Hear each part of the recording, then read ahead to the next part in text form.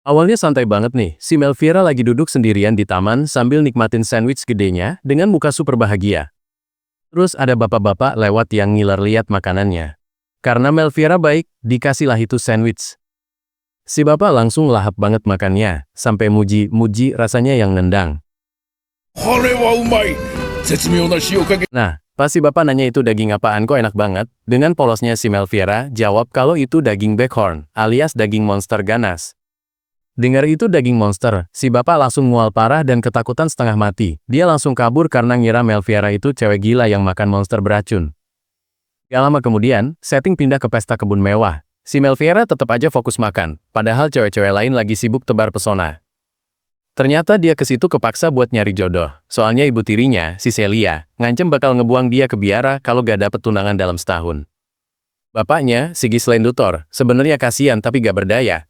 Dia cuma bisa bilang ksatria biasa pun gak masalah asal mau nampung anaknya. Lagi galau nyari cowok di luar, tiba-tiba tanah getar kenceng banget, muncul tuh monster Bighorn gede yang ngamuk dan bikin semua orang panik. Si Melviera sadar kalau monster itu ngincer dia gara-gara bau daging di badannya. Dia langsung lari ngejauh, biar orang tua di situ gak kena imbasnya. Pas dia udah kepepet dan jatuh, tiba-tiba ada pedang melayang. Satu tebasan cepet banget langsung bikin kepala monsternya putus seketika. Yang nyelamatin ternyata si Aristide Rogia. Dia berdiri gagah banget di situ, tapi mukanya penuh cipratan darah monster yang bikin orang lain ngeri. Bukannya takut lihat darah, si Melviera malah panik dan nyuruh Aristide Rogier kumur-kumur. Soalnya dia tahu darah monster itu beracun kalau sampai ketelan. Aristide Rogier kaget dong, kok ada cewek bangsawan yang tahu detail soal racun monster. Dia mulai tertarik sama si Melviera, yang tingkahnya ajaib ini. Akhirnya ngaku deh dia. Si Melviera bilang kalau dia emang demen makan monster, dan nganggep monster itu cuma bahan masakan doang, bukan ancaman. Abis itu mereka ke tenda buat ganti baju. Pas Aristide Rogier lagi toples buat bersih-bersih, si Melviera malah melotot kegirangan lihat badannya. Saking polosnya, Melviera malah muji kualitas otot Aristide Rogier kayak lagi milih daging di pasar. Dia sampai mau megang mukanya saking kagumnya. Tapi belum sempat nyentuh, ajudannya si Kaos langsung nongol nutupin pandangan sambil ngomel-ngomel karena itu gak sopan banget buat cewek bangsawan. Singkat cerita, Melviera udah ganti pakai dress motif bunga matahari. Dia kelihatan cantik banget sampai bikin Aristide Rogier terpesona dikit. Sebagai ucapan makasih udah diselamatin, Melviera ngasih bekal sekeranjang. Isinya daging kering monster yang udah dia olah biar aman dimakan. Aristide Rogier nekat nyoba makan tuh daging. Awalnya si Kaos panik, tapi ternyata rasanya enak banget sampai Aristide Rogier senyum puas. Saking doyannya, Aristide Rogier janji bakal berburu monster langka buat Melviera. Ini sih fix dia udah kepincut sama keunikannya si cewek pemakan monster ini. Melviera baru aja sampai rumah, bapaknya, si Ghislaine Luthor, malah nyambut dengan muka panik abis. Dia bingung setengah mati gara-gara dapat surat lamaran buat anaknya. Ternyata yang ngelamar itu bukan orang sembarangan, tapi Duke Galbraith alias si Aristide Rogier. Bapaknya ngerasa minder parah, takut status mereka gak selevel buat besanan. Nah, Melviera sendiri malah polos banget. Dia kira, lamaran, yang dimaksud bapaknya itu soal bibit tanaman, padahal mah lamaran nikah beneran. Mundur dikit ke 10 hari lalu, si Aristide Rogier lagi diinterogasi sama rajanya, Maxim. Si raja yang ternyata kakaknya ini curiga banget kenapa adiknya senyum-senyum sendiri. Terus si Maxim malah nyomot dendeng monster punya Aristide Rogier. Pas dimakan dia kaget karena rasanya enak banget padahal itu daging monster berduri. Rupanya si Aristide Rogier ini kebayang-bayang terus sama momen pas dia nyelamatin Melviera. Waktu itu cewek ini bukannya takut di depan monster, malah berdiri gagah berani walau penuh darah. Balik lagi ke masa sekarang, Ghislaine Luthor masih shock berat. Dia baru aja nerima surat resmi yang dianterin pakai burung hantu mewah, isinya konfirmasi kedatangan si Duke. Melviera nyoba ngejelasin kalau sebenarnya gak ada apa-apa, dia cuma diselamatin doang. Tapi bapaknya tetap gak percaya kalau Duke sampai repot-repot ngelamar cuma gara-gara itu. Terus pas dibaca lagi tanggalnya, Ghislaine Luthor baru sadar kalau si Duke bakal datang tanggal 18. Pas dihitung-hitung, tanggal 18 itu ternyata besok banget. Paniklah satu rumah. Besoknya beneran dong, langit langsung gelap ketutupan pasukan naga. Melviera kaget banget lihat pemandangan sekeren itu dari jendela kamarnya. Gak pakai lama, Aristide Rogier langsung mendarat di dekat jendela Melviera. Dia nyapa cewek itu dengan santainya sambil nangkring di atas naga. Tapi beda sama ibu tirinya, si Celia, yang malah ngamuk-ngamuk.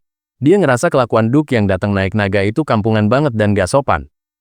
Pas udah ketemu di halaman, ajudannya si Kaus minta maaf karena mereka datang dadakan. Tapi ya namanya Duke, dia mah senyum-senyum aja gak ngerasa bersalah. Terus Aristide Rogier nunjukin bungkusan gede yang dibawa naganya. Melfiera sempat ngira itu monster, dan bener aja, isinya bikin kaget. Pas kayaknya dibuka, jeng-jeng, isinya monster kambing mas raksasa. Bukannya takut, mata Melfiera malah langsung berbinar-binar lihat, daging segede itu. Melfiera langsung ngecek kondisi monsternya sambil ngiler. Ternyata itu monster langka banget yang dagingnya super enak pas musim dingin. Aristide Rogier ngejelasin kalau dia sengaja nangkep itu hidup-hidup biar dagingnya tetap segar. Melfiera makin girang denger itu.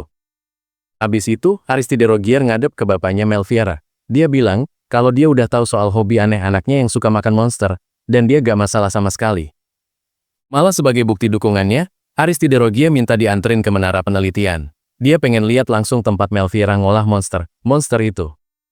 Aristide Rogier negasin lagi ke Ghislain Dutor kalau dia serius nerima segala keanehan anaknya. Bapaknya cuma bisa bengong lihat keseriusan si Duke. Jadi gini, si Aristide Rogier lagi bengong ngeliatin lingkaran sihir gede di lantai. Terus Melfiera jelasin, kalau itu sebenarnya peninggalan nyokapnya yang udah dia modifikasi buat ngurusin mayat monster.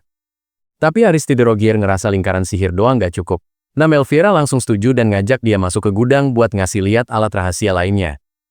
Di dalam gudang, Melfiera pamerin botol kaca aneh. Katanya alat itu bisa nyedot darah sama mana monster sekaligus. Cuma abis itu dia malah minta Aristide Rogier buat nebas leher monster lagi, soalnya dia demen lihat skillnya. Gak lama kemudian, mereka udah di luar ngadepin bangkai monster kambing mas raksasa. Raksatria sibuk ngulitin itu monster, sementara Melfiera malah meluk-meluk bulunya saking senengnya. Melfiera udah ngiler banget pengen lihat daging di dalamnya. Lihat ceweknya antusias gitu, Aristide Rogier langsung pasang kuda-kuda, siap buat mamerin skill pedangnya lagi. Tanpa banyak cincong, Aristide Rogier langsung nebas udara. Saking cepetnya itu tebasan, tahu-tahu leher si monster udah kebelah rapi banget sampai Melfiera kagum berat. Habis itu giliran Melfiera beraksi. Dia make botol kaca tadi sambil rapalan mantra. Terus tiba-tiba aura ungu dari monster itu kesedot semua masuk ke dalam botol. Ternyata mana monsternya banyak banget sampai butuh beberapa botol. Pas udah kelar, Melfiera sempat mau ambruk karena kecapean, untung langsung ditangkap sama Aristide Rogier. Terus Melfiera cerita soal masa lalu yang suram. Dulu pas zaman kelaparan parah, nyokapnya neliti monster biar bisa dimakan sama warga yang udah sekarat. Balik ke masa sekarang, Aristide Rogier nanya itu, mana cair mau dipakai buat apaan? Pas Melfiera jawab cuma buat nyalain api kompor masak, si Duke langsung bengong saking gak percayanya. Aristide Rogier sempat ngingetin soal rumor jahat, tapi abis itu dia malah ngegombal. Dia muji mata sama rambut Melfiera, bikin cewek itu langsung merah pada mukanya. Lagi asik-asiknya momen romantis, si Kaus nongol ngerusak suasana. Dengan muka lempeng, dia malah ngasih skor jelek buat gombalan bosnya barusan. Kacau emang. Abis itu mereka ngasih makan naga peliharaan. Pas lihat daging segar numpuk, Melfiera langsung punya ide buat nyicipin daging itu mumpung masih fresh. Melfiera nunjuk potongan daging yang kelihatan enak banget. Aristide Rogier, yang emang udah lapar berat langsung setuju, buat bakar itu daging di situ juga. Mereka mulai deh tuh bakar sate monster. Aristide Rogier udah gak sabaran pengen makan, tapi Melfiera galak banget nyuruh dia nunggu sampai matang sempurna.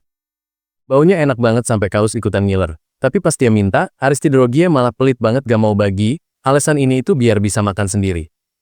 Akhirnya Kaus dapat jatah juga, hitung-hitung buat tes racun. Pas dia gigit, mukanya langsung berubah drastis, saking enaknya itu daging. Lihat Kaus gak mati keracunan, Aristide Rogier langsung nyaplok tusukan satenya. Matanya langsung melotot, kaget ternyata daging monster bisa seenak itu.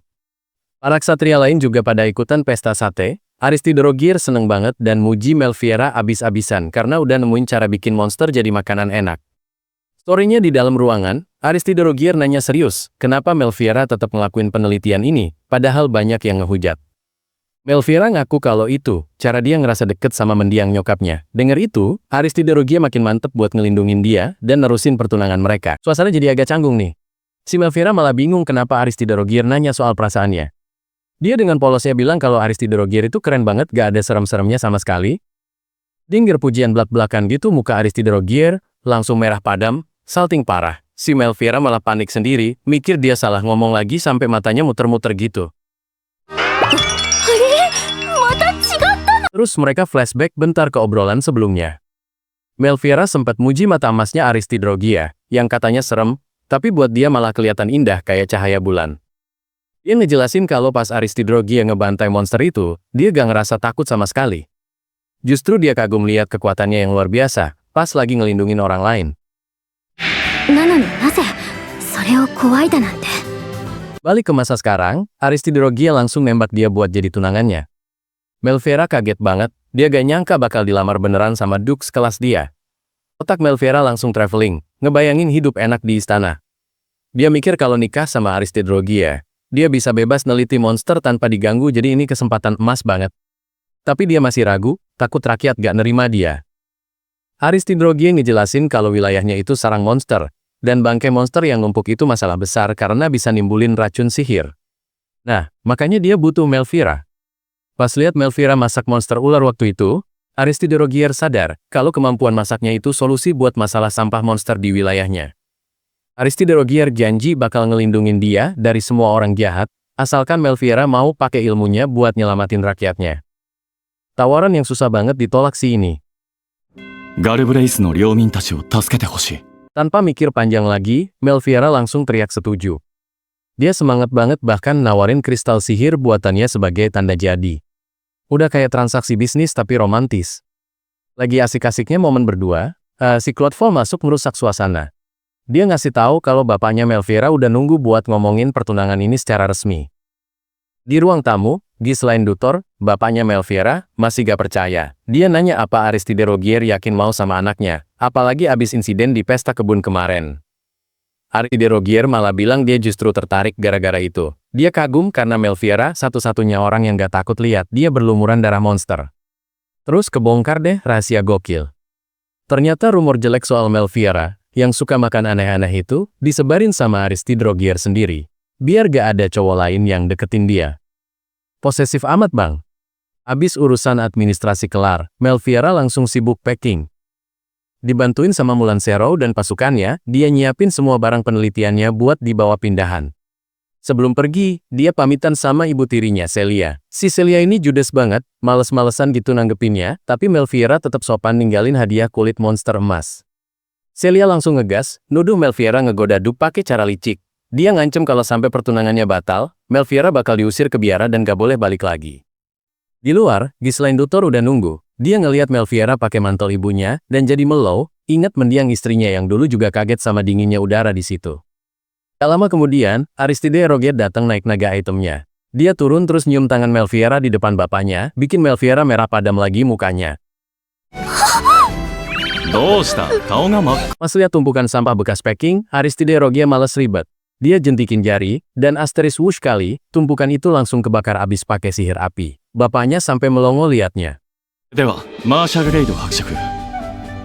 Udah beres semua, Aristidrogia langsung ngajak Melfiera naik ke punggung naga. Dia bilang gak usah mikirin barang bawaan, nanti dia beliin semuanya yang baru, Sultan mah bebas. Akhirnya mereka terbang, ninggalin istana. Melfiera ngeliat ke bawah, api bekas bakaran tadi malah kelihatan indah kayak kembang api, yang ngerayain kepergian mereka menuju hidup baru. Pas lagi terbang di atas naga, pas sunset gini, si Aristidrogia malah sempet-sempetnya ngegombal. Dia bilang rambut merahnya Melfiera itu indah banget, persis kayak warna langit sore itu. Terus dia nyentuh rambut cewek itu sambil muji-muji lagi. Si Melfiera langsung salting parah, mukanya merah banget sampai bingung mau ngomong apa saking malunya. Gak lama kemudian hari mulai gelap, dan naga-naga lain nyalain mata mereka yang bersinar terang. Dari atas, itu kelihatan cantik banget kayak bintang jatuh yang lagi formasi. Nah, pas mereka ngomongin soal tempat nginep di benteng Little Death, si Melfiera malah girang banget. Padahal Aristidrogia khawatir tempatnya gak layak, tapi cewek ini malah mikir itu kesempatan buat nyari bahan makanan monster. Melfiera langsung ngayal babu soal nangkep ikan monster, Zanas. Dia udah ngecas bayangin rasanya, tapi langsung lemes pas tahu kalau nangkepnya harus pakai perangkap dan nunggu semalaman. Terus mereka bahas pengalaman makan monster sebelumnya. Ternyata si Aristidrogia pernah ngasih makan pasukannya daging monster yang rasanya hancur banget, sampai bikin Zev Senjin dan yang lain keracunan parah. Lihat tuh flashbacknya, si Mulan Zero sama Zev Senjin sampai muntah-muntah. Bahkan Aristidrogia sendiri pernah tepar di tanah gara-gara nekat makan monster Gargantus, saking laparnya. 中身はドロッとしていたが、 Akhirnya mereka sampai juga di benteng Little Death. Aristide Rogier langsung turun dari naga dan disambut sama pasukannya yang udah nunggu di halaman benteng. Pas ditunjukin kamarnya, buset dah, itu mah penjara bawah tanah. Tapi si Melfiera santai aja, hidungnya malah kembang-kempis nyium, bau masakan dari arah dapur. Dia langsung nyamperin Zef Senjin sama Mulan Sero yang lagi masak bubur gandum. Tanpa ragu, dia nawarin daging monster yang udah dia garam buat dicampur ke buburnya. Si Zef Senjin awalnya skeptis banget lihat daging itu, tapi pas udah dipanggang sama Melfiera, baunya sedep banget. Pas dicobain, mereka berdua langsung teriak kegirangan saking enaknya.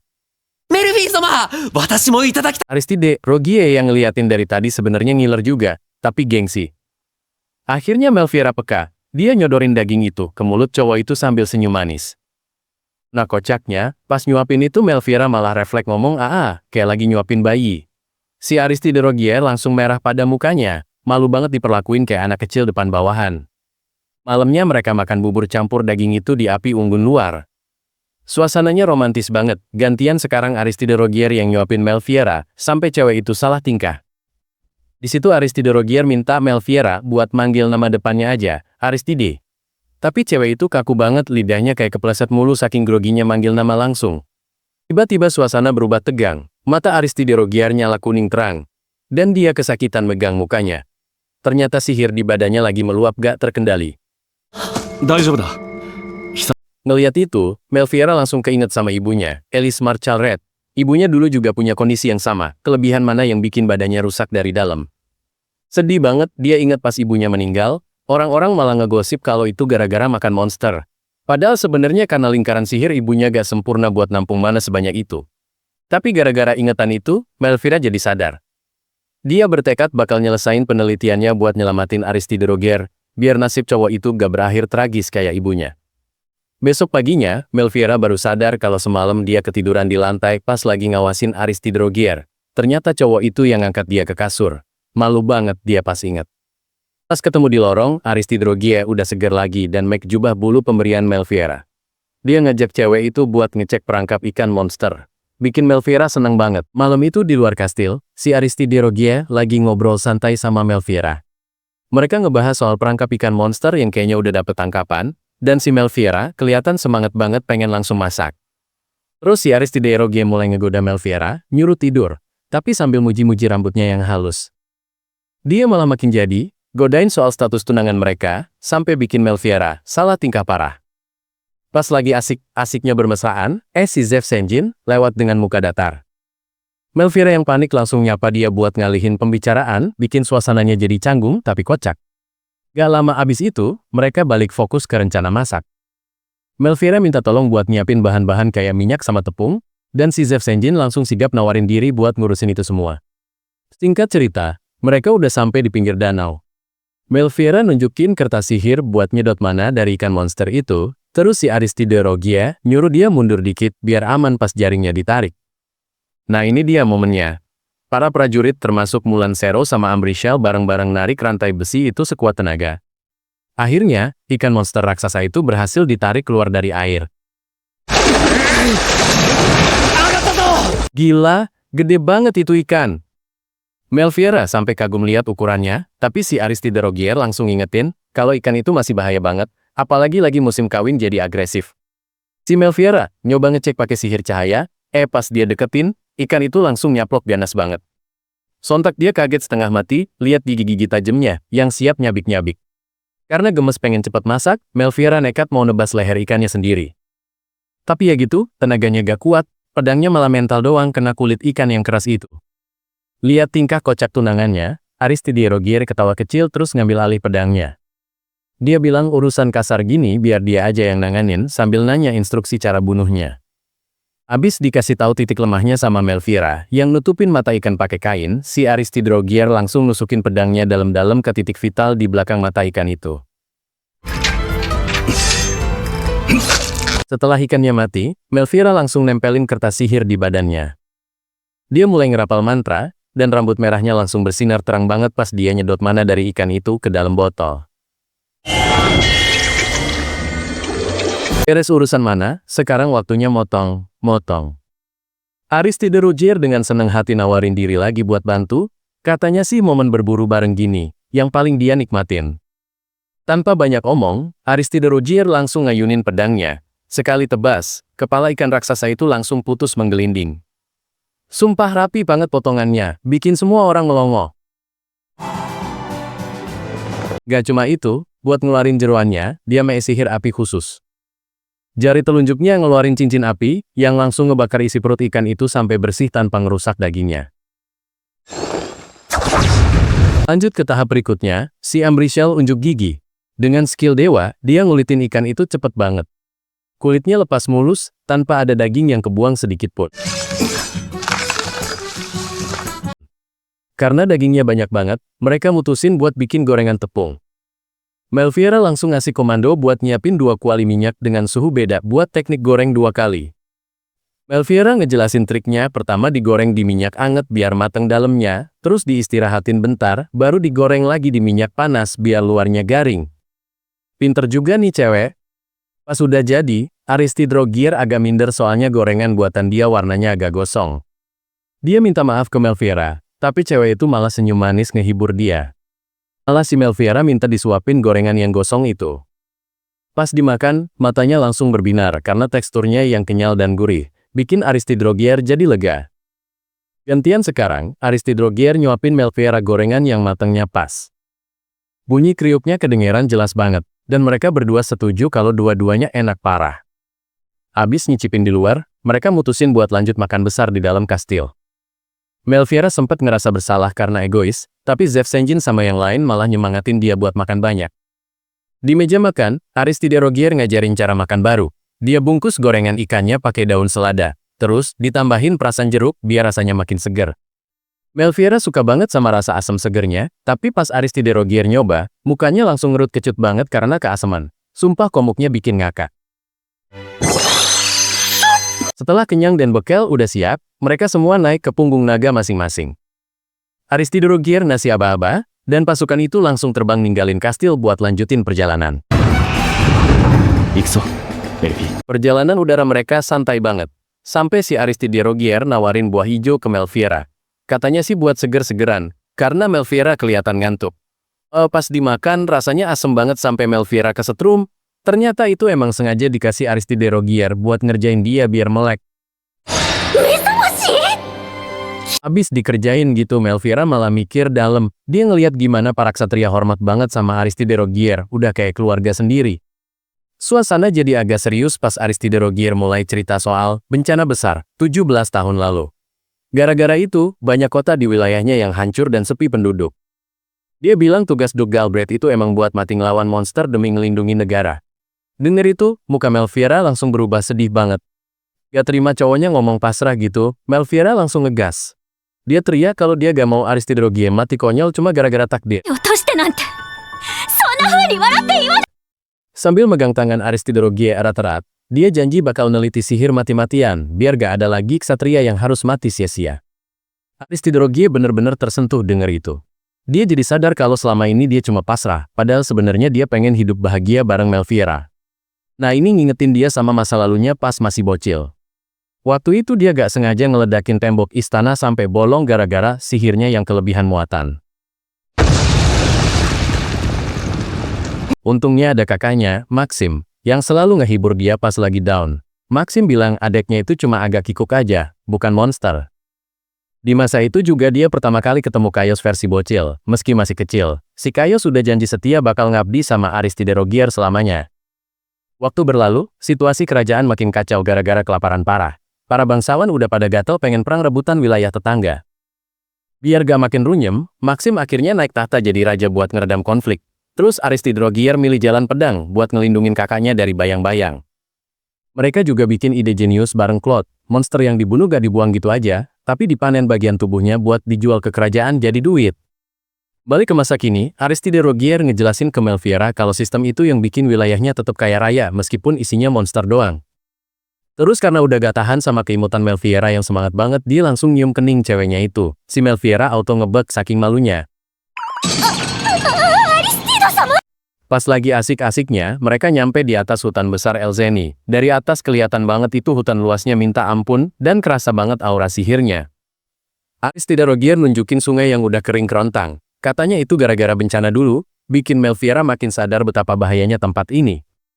Tiba-tiba ketenangan mereka bubar pas Kaus ngelapor lewat alat sihir. Ada gerombolan monster burung, Belgenion, yang lagi terbang nyamperin mereka. Pas dilihat, jumlah monsternya gila-gilaan, ratusan ekor. Aristide Rogier mutusin buat gak ngeladenin mereka, dan pilih tancap gas buat nerobos.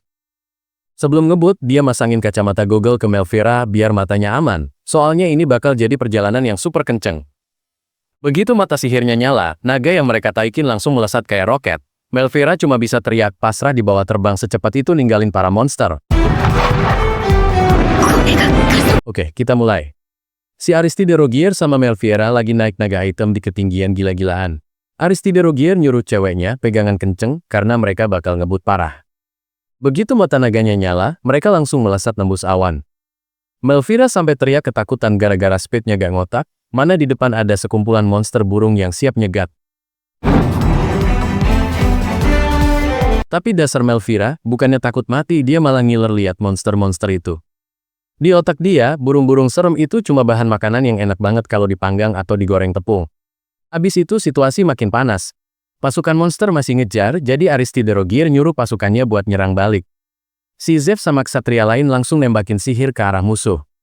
Serangan udara terjadi, ledakan di mana-mana. Mulan yang pakai kacamata Google juga ikutan nembak pakai crossbow-nya, berusaha ngehalau burung-burung yang makin agresif. Karena musuhnya gak habis-habis, Aristide Rogier mutusin buat gak mendarat di benteng deket situ, tapi langsung gas ke garis pertahanan. Melfiera ngerasa gak guna cuma jadi beban, jadi dia inisiatif mau ngelempar kantong kristal sihir buat jadi umpan ledakan. Tapi Aristide Rogier langsung nolak mentah-mentah. Dia gak mau Melfiera ngelakuin hal bahaya kayak gitu, apalagi sampai harus misah dari dia. Cowok ini protektif banget, gila. Melfiera muter otak, terus dia nemu botol kaca biru yang isinya sihir padat. Dia punya ide gila, buat jadiin itu bom sihir, dengan cara ngegambar lingkaran sihir langsung di botolnya. Masalahnya, buat nyetabilin sihirnya, dia butuh nama lengkap Aristide Rogier. Pas disebutin, Melfiera langsung nulis itu di lingkaran sihirnya, biar akurasinya mantap. Terus buat ngaktifinnya, butuh darah si pemilik sihir. Tanpa ragu, Aristide Rogier langsung gigit jempolnya sendiri sampai berdarah, terus ngolesin darahnya ke botol itu sambil nyeringai ganteng. Persiapan kelar. Aristide Rogier langsung ngasih komando ke pasukannya buat naik ke atas, sementara dia sama Melfiera bakal jadi umpan dengan nyelem ke bawah nembus kerumunan monster. Gila sih ini, mereka beneran terjun bebas. Pas sudah dikepung, Aristide Rogier ngelempar botol tadi. Ledakannya dahsyat banget, sampai bikin langit jadi putih, saking terangnya. Ternyata ledakan itu efeknya macam-macam, dari api sampai badai, gara-gara Melfiera nulis semua jenis serangan di botolnya. Aristide Rogier cuma bisa ketawa puas lihat hasil karya tunangannya itu. Pasukan ksatria lain, termasuk Embry sama Eric, sampai melongo lihat ledakan segede itu. Tapi Melfiera malah sedih, soalnya monster burung yang dia incar buat dimakan jadi angus tak bersisa. Di perjalanan sisa, Melfiera jadi flashback. Dulu penelitian dia soal monster selalu dianggap aneh, tapi sekarang Aristide Rogier malah dukung dia banget. Dia jadi terharu parah. Gak lama kemudian, si Kaus nyusul naik burung merah raksasa. Dia kaget banget nanya siapa yang bikin ledakan gila tadi, soalnya itu gak wajar banget powernya. Pas tahu pelakunya Melfiera, Kaus langsung shock berat sampai nyebut dia cewek yang mengerikan tapi menawan. Aristide Rogier langsung ngegas cemburu, nyuruh anak buahnya jangan liatin ceweknya terus. Akhirnya, mereka sampai di Midlake, kota benteng yang gede banget. Aristide Rogier ngejelasin kalau kota ini didesain khusus buat nahan serangan monster, makanya temboknya tebel banget. Melfiera ngeliat tanah di luar tembok pada angus. Ternyata itu bekas sihir pelindung yang dipasang Aristide Rogier sendirian, buat ngelindungin warga.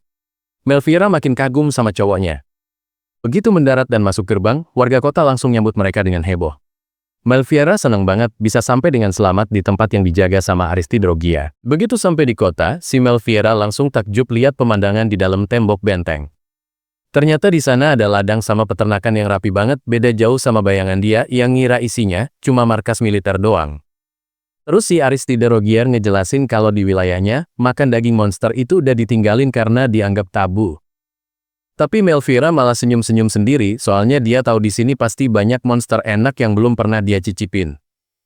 Gak lama abis itu, mereka mampir ke kandang naga. si Melfiera sempet panik gara-gara naga item itu ngeliatin dia tajam banget. Dia udah mikir macam-macam, takut dikira camilan sama tuh naga.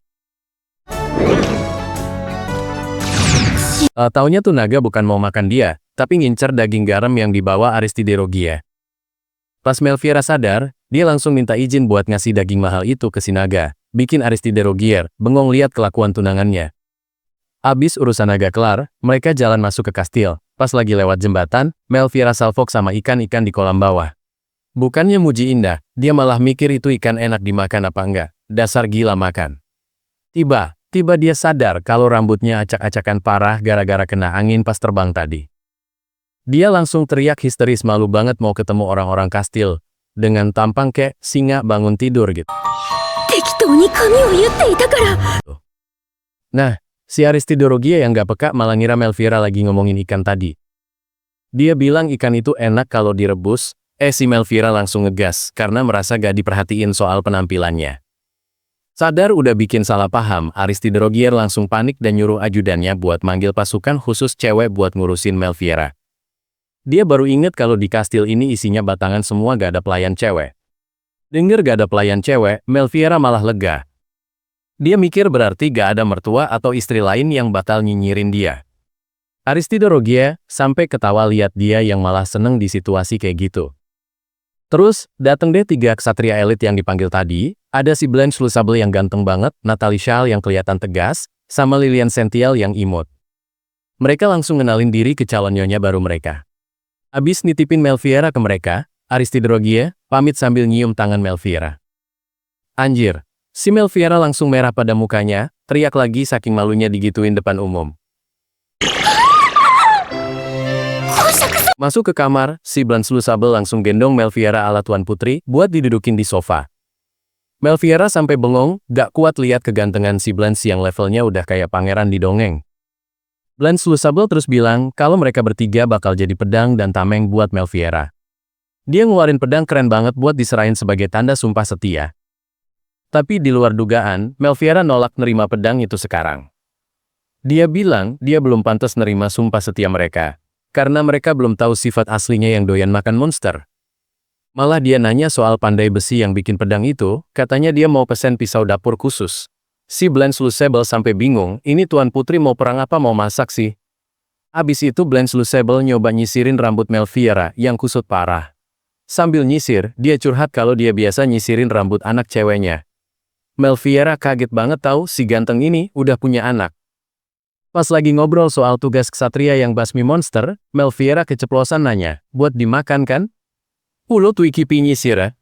Si Blanche Lusable langsung diem 1000 bahasa, otaknya ngelek denger pertanyaan aneh itu. Biar gak dikira bercanda, Melfiera ngeluarin koleksi pisau dapurnya yang udah aus banget saking seringnya dipakai.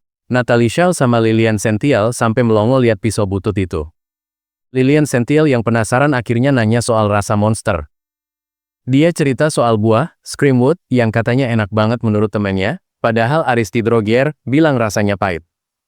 Denger ada makanan monster yang enak, Melfiera langsung mode on fire. Dia teriak-teriak semangat pengen nyobain tuh buah, bikin ketiga ksatria itu, cuma bisa bengong lihat tingkah absurd Tuan Putri baru mereka.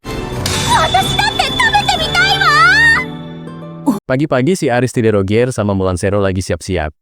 Mereka lagi ngomongin soal pintu rahasia yang nyambungin kamar mereka. Tapi Aristide kelihatan masih kepikiran sama kejadian penyerangan monster kemarin. Dia inget pas lagi terbang naik naga, si bos burung itu aneh banget, karena cuma ngincar Mulan doang.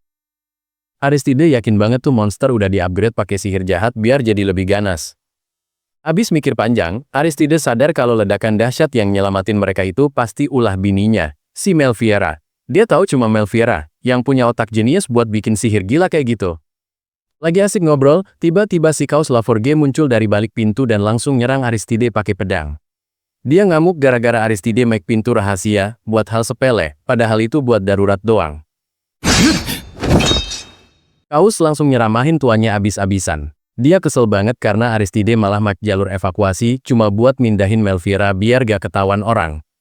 Ternyata Kaos sudah nyiapin pelayan khusus buat Melfiera. Tapi plot twistnya, pelayan-pelayan itu sebenarnya magma dari para ksatria, termasuk ibunya Kaos sendiri. Si Mulan langsung kena mental pas sadar salah satu pelayan itu kakaknya sendiri, Mrs. Zero. Dia panik banget karena kakaknya itu terkenal galak kalau lagi mode serius. Biar gak kedengeran orang lain, Kaus masang barrier kedap suara. Suasananya langsung berubah serius. Dia maksa Aristide buat jujur soal sihir ledakan yang kemarin. Aristide akhirnya ngaku kalau itu emang kerjaan Melvira. Dia jelasin kalau Melvira bikin bom mana itu pakai energi dari monster Zanas yang udah dipadatkan.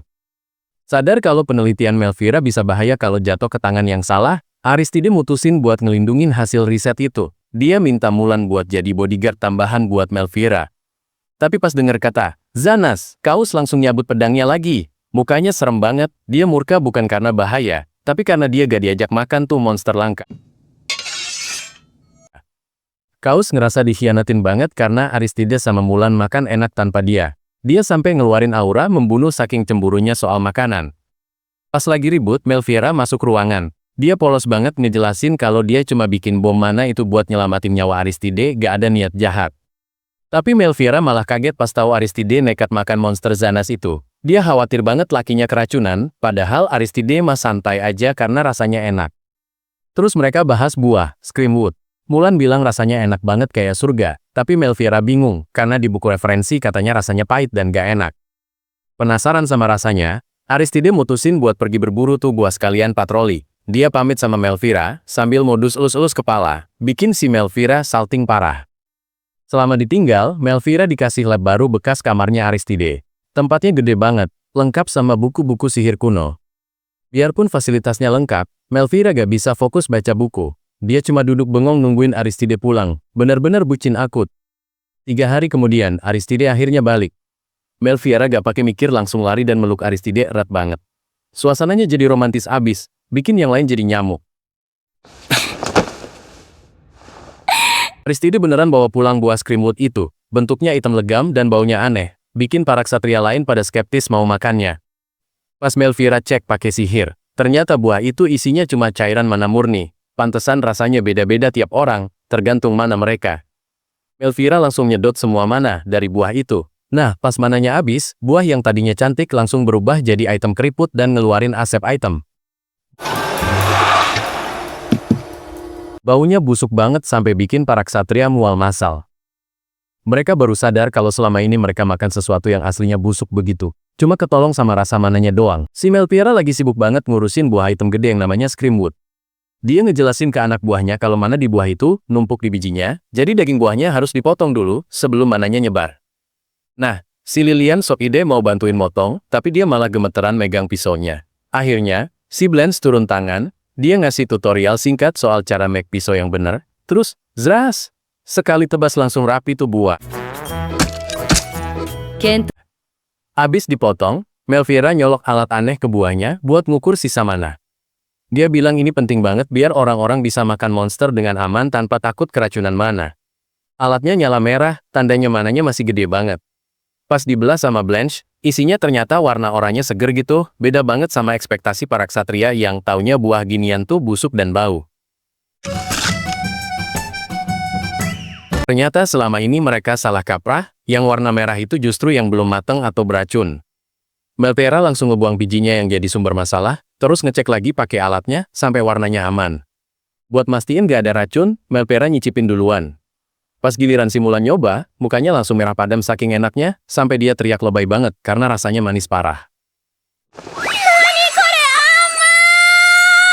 Lihat Mulan kayak orang gila gitu, si Natalie sama Blanche ikutan nyoba. Dan bener aja, mereka langsung kaget karena rasanya jauh beda sama sampah yang biasa mereka makan pas tugas lapangan. Melvira seneng banget eksperimennya sukses. Dia jadi kepikiran buat ngasih ini ke Aristide Rogier, biar cowok itu punya kenangan manis soal buah ini, bukan cuma inget rasa pahit masa lalunya. Tiba-tiba suasananya jadi agak serius. Natalie minta maaf ke Melvira, karena sempet curiga macem-macem. Dia ngaku kalau dia yang mancing Melvira buat mikirin hal jahat, ke Aristide buat ngetes kesetiaannya. Kocaknya, hal jahat versi Melvira tuh cuma prank bocah kayak buka jendela lebar-lebar atau ngelempar kotoran naga ke taman. Natalie sama Blanche sampai nahan ketawa denger pengakuan polos gitu. Pas Melvira lagi panik takut dibenci, si Aristide Rogier nongol di belakangnya dengan muka sedih. Dia denger sekilas soal, dibenci, dan langsung baper, ngira Melvira beneran mau ninggalin dia. Natalie langsung pasang badan jelasin kalau itu salah paham doang. Lilian juga ikutan ngebelain, bilang kalau Melvira cuma pengen bikin Aristide seneng lewat masakan. Sampai mukanya merah banget pas ngomong. Aristide akhirnya ketawa lepas, ternyata dia cuma ngerjain Melvira. Dia langsung nangkep cewek itu pakai selimutnya, terus nyeret dia masuk ke ruangan sebelah lewat pintu rahasia. Di dalam kamar, Aristide ngasih lihat oleh-oleh yang dia maksud. Ternyata ada anak serigala putih lucu banget nyempil di bajunya. Melvira langsung histeris kegirangan lihat makhluk seimut itu. Aristide cerita kalau dia nemu tuh anak serigala sendirian di hutan pas lagi lawan monster. Dia juga ngejelasin kalau serigala jenis Tenro ini tuh lambang keluarganya, karena leluhurnya pernah ngejinakin satu. Masalahnya, tuh bocah serigala gak mau makan daging biasa atau susu. Melvira langsung nyaranin buat nyoba dikasih daging monster olahannya tadi, siapa tahu selera makannya beda. Aristide nyuapin Melvira dulu buat mancing, bener aja si serigala langsung nyium baunya, dan lahap banget makan tuh daging monster campur susu. Fix selera makannya emang unik kayak Melvira. Sambil ngeliatin serigala itu, Aristide malah ngebahas masa lalu Lilian yang dulu ngekorin Blanche mulu. Terus dia nawarin Lilian buat ikut ekspedisi karena tahu cewek itu udah jago bikin pedang di bengkel suaminya Blanche. Blanche ngewanti-wanti kalau suaminya, Galeo, itu orangnya galak dan mulutnya pedes. Tapi Melvira malah makin semangat pengen ketemu Galeo buat buktiin skill masaknya, biar diakuin. Beberapa hari kemudian, Melvira udah dandan cantik banget pakai gaun hijau. Dia natap cermin dengan tatapan mantap, siap buat ngadepin si Galeo, yang katanya serem itu demi masa depannya sama Aristide. Tapi ekspektasi emang gak seindah realita. Bukannya masuk dengan anggun, si Aristide Rogier malah ngajak Melvira sama Kaus, ngumpet di balik meja dapur kayak maling. Ternyata si Aristide cuma gak tahan sama bau daging yang enak banget. Dia sampai ngiler gitu, bener-bener hilang wibawanya di depan tunangannya sendiri. Si Kaus langsung nyemprot tuannya itu. Dia kesel banget lihat tingkah konyol Aristide yang malah mau makan diem-diem, padahal harusnya pidato. Akhirnya mereka keluar juga ke ruang makan yang super rame. Si Aristide langsung masang muka serius, dan nyuruh semua prajuritnya diem buat dengerin pengumuman. Dengan gaya coolnya, Aristide ngenalin Melvira sebagai tunangannya yang bakal jadi nyonya rumah di situ. Semua mata langsung tertuju ke arah mereka. Masalahnya, si Melvira ini badannya mungil banget, ketutupan sama badan gedenya Aristide, jadi para prajurit di belakang pada bingung nyariin mana orangnya. Gak pakai mikir panjang, si Aristide langsung angkat Melvira tinggi-tinggi kayak lagi mamerin piala. Sumpah, muka Melvira langsung merah pada menahan malu. Para prajurit langsung bersorak heboh lihat barang pameran itu. Sementara si Aristide malah nanya dengan polosnya apa itu udah cukup tinggi, bikin Melvira makin pusing. Abis diturunin, Melvira berusaha tetap elegan. Dia ngenalin diri dengan sopan dan bilang kalau dia bakal berusaha keras buat jadi istri yang pantas buat Aristide. Sesi pidato kelar, sekarang waktunya makan. Aristide ngajak Melvira duduk bareng prajurit lain, dan di meja udah tersaji macem-macem hidangan daging yang menggoda. Melvira nyicipin satu potong makanan yang bentuknya aneh. Begitu masuk mulut, matanya langsung berbinar saking enaknya, sampai dia senyum-senyum sendiri. Sementara itu, si Aristide malah cuma makan brokoli rebus doang. Dia sok-sokan bilang gak milih-milih makanan, padahal jelas banget dia lagi jaga image. Tiba-tiba suasana jadi tegang pas Galeo datang. Pandai besi brewokan itu natap tajam ke arah mereka, bikin Melvira agak keder. Galeo langsung ngegebrak meja pakai toples gede isi ular. Ternyata itu minuman keras rendaman ular berbisa, yang dia bawa buat ngetes nyali si pengantin baru. Melvira malah antusias banget. Dia ngenalin itu sebagai ular kirustil, yang racunnya bisa bikin pingsan, tapi matanya malah bersinar kayak lihat harta karun. Tanpa ragu, Melvira langsung ngambil gelasnya, dan neguk minuman itu sampai habis. Si Aristide sama Kaus sampai melongo gak percaya lihat aksi nekat cewek itu. Bukannya tepar, Melvira malah minta nambah sambil senyum manis. Galeo yang tadinya mau ngerjain malah jadi bengong sendiri lihat ketangguhan cewek ini. Terus para prajurit mulai nanya soal daging enak yang mereka makan. Dengan polosnya Melvira ngejelasin kalau itu daging monster Muddler yang udah dia olah. Mereka kaget setengah mati tahu itu daging monster, tapi karena rasanya enak banget, mereka tetap lanjut makan dengan lahap. Melvira seneng banget masakannya diterima. Bahkan si Galeo yang tadinya sangar, sekarang mukanya merah padam keenakan makan daging Zanasu masakannya Melvira. Dia langsung luluh dan ngakuin kehebatan si nyonya baru. Besoknya pas lagi di perpustakaan, tiba-tiba ada portal cahaya muncul di cermin. Kaus langsung waspada, takut ada serangan musuh. Taunya yang keluar malah anak serigala putih yang lucu banget. Melvira langsung nangkep tuh hewan dan meluknya gemes, padahal itu monster Tenru yang langka. Kaos panik karena itu monster liar, tapi Aristide malah senyum lihat Melvira yang udah akrab banget sama tuh serigala. Kayak emang jodoh deh mereka sama-sama aneh.